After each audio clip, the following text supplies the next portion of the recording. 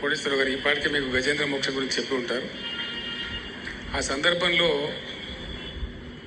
ఆ గజరాజు పాపం మొసలి చేతిలో చిక్కి చాలా అవస్థ పడుతూ ఉంటాడు.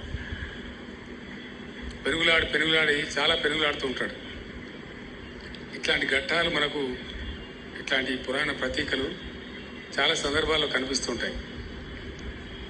మహాభారతంలో కూడా ద్రౌపది వస్త్రాభరణ గురించి మనకు తెలుసు. స్వామివారు అమ్మవారు ఇద్దరు వేయించేసి ఉంటారు. ఆమె చాలా దీనంగా ద్రౌపది అర్థిస్తూ ఉంటుంది. అయ్యా నన్ను వచ్చి కాపాడుకొని చెప్పి. ఆవిడ గుడ్డలు లాగేస్తున్నారు కాబట్టి ఒక చేయి ఇట్లా పెట్టుకుని ఇంకో చేయితో అర్థిస్తూ ఉంటుంది. అప్పుడు భగవంతుడు రాడు.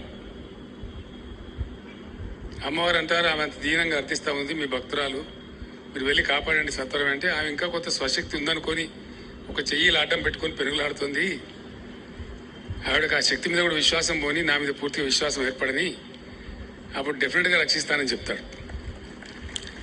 అట్లాగే ఆమె చివరికి అశక్తి అయిపోయి నా శక్తి చాలదు అని భావించి రెండు చేతులు పైకెత్తి పరమాత్మ పరంజ్యోతి నీవు తప్ప హితం పరం లేదు, ఇంకా మీరే వచ్చి ఆదుకోవాలని చెప్పినప్పుడు తక్షణం బయలుదేరి వచ్చేసి అద్భుతంగా ఆవిడని రక్షిస్తాడు. గజేంద్ర మోక్షంలో కూడా ఈ గజరాజు కోటేశ్వరరావు గారి ముందు నేను మాట్లాడిన నాకు కొంచెం భయం వేస్తుంది.